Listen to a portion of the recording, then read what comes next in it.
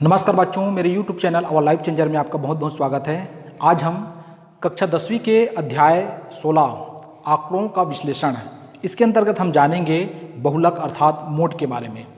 Mode क्या है और व्यक्तिगत श्रेणी, खंडित श्रेणी और वर्गीकृत श्रेणी, इसका हम बहुलक कैसे ज्ञात करेंगे इसके संबंध में विस्तार से पढ़ेंगे। तो सबसे पहले जानते हैं बहुलक क्या है। बहुलक अर्थात जिसको इंग्लिश में कहते हैं मोड। जैसे कि नाम से स्पष्ट है, बहुलक दिए गए आंकड़ों में जिसकी आवृत्ति सबसे अधिक होती है, जो सबसे अधिक बार आता है, उसे कहते हैं हम बहुलक। तो इसको हम जानेंगे व्यक्तिगत श्रेणी में। व्यक्तिगत श्रेणी में जानेंगे, असतत श्रेणी में जानेंगे और जानेंगे सतत श्रेणी अर्थात वर्गीकृत श्रेणी में।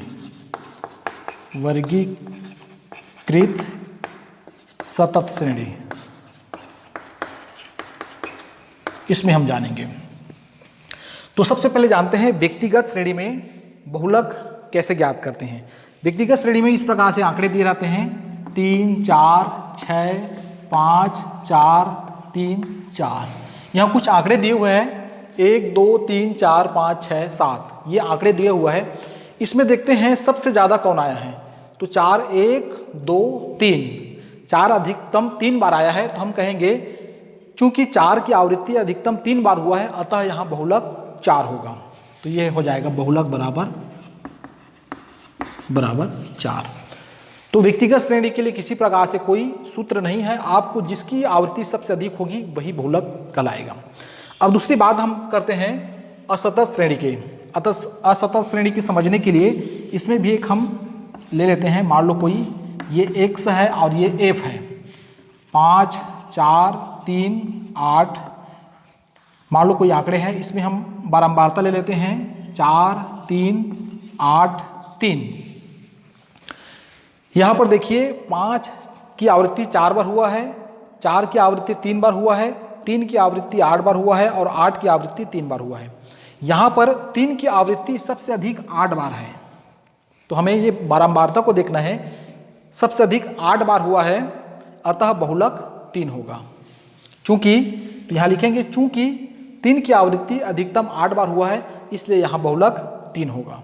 तो इस प्रकार से हम व्यक्तिगत श्रेणी और असतत श्रेणी का या खंडित श्रेणी का बहुलक आसानी से ज्ञात कर सकते हैं। अब हम बात करते हैं वर्गीकृत या सतत श्रेणी की। इसके लिए आपको एक सूत्र की आवश्यकता होगी, वो सूत्र आपको याद होना चाहिए। तो आइए अब जानते हैं किसी वर्गीकृत आंकड़ों का हम बहुलक कैसे ज्ञात करते हैं। इसके लिए अपने प्रश्नावली से एक प्रश्न है। प्रश्न है कक्षा 10वीं के बच्चों का प्राप्तांक सारणी में दी गई है, दिए गए सारणी का बहुलक ज्ञात कीजिए। प्राप्तांक 20 से 30 है, 4 विद्यार्थी पाए हैं, 30 से 40 28, 40 से 50 42 और 50 से 60 20 और 60 से 70 6 विद्यार्थी प्राप्त किए हैं। तो इसको हमें ज्ञात करने के लिए एक सूत्र की आवश्यकता होगी। ये सूत्र आपको याद रखना चाहिए। ये है बहुलक बराबर L प्लस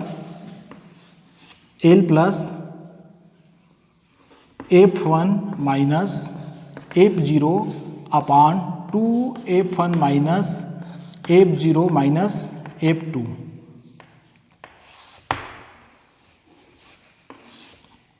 और गुणित H। ये सूत्र आपको याद होना चाहिए। और ये सूत्र में दिए हुए F1, F0, F2 और H का क्या मतलब, इसको देखते हैं। L है बराबर है बहुलक वर्ग की निम्न सीमा, बहुलक वर्ग की निम्न सीमा, और F0 बराबर है बहुलक वर्ग के पूर्व की आवृत्ति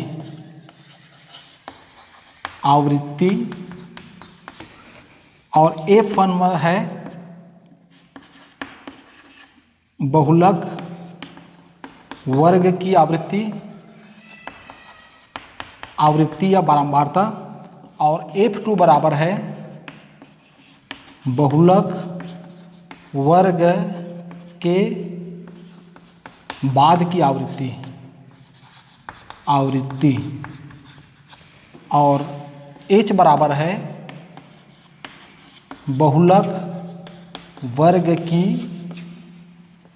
वर्ग अंतराल।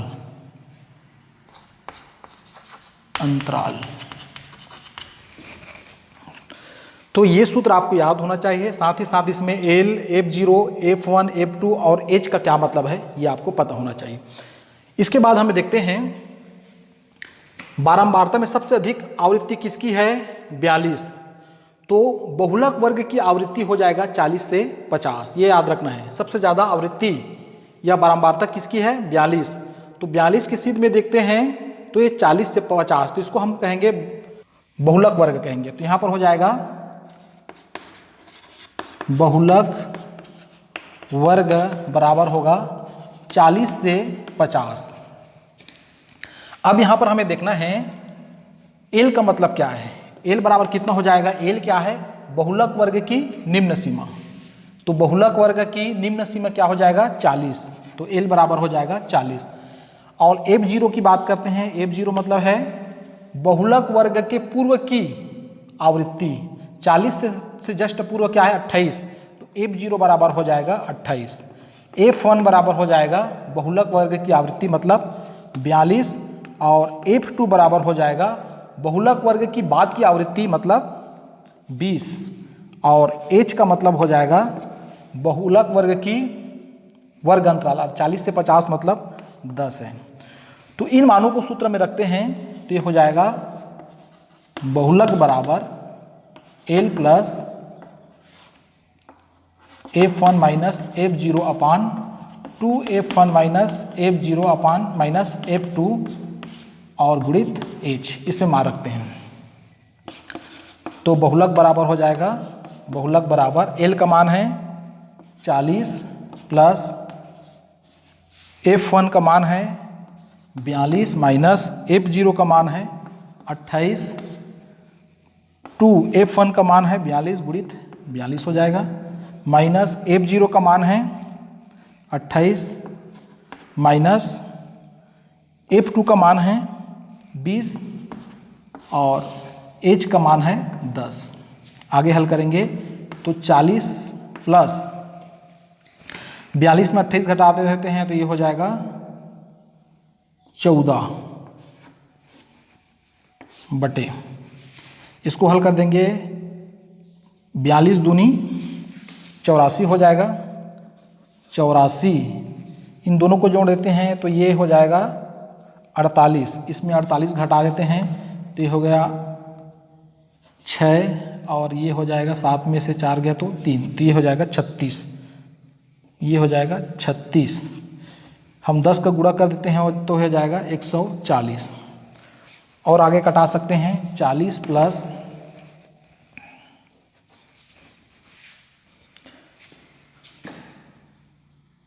देखिए यहाँ पर कर सकते हैं 4 से कटाते हैं, 4 तिया 12, 4 पंचे 20 और 4 निया 36,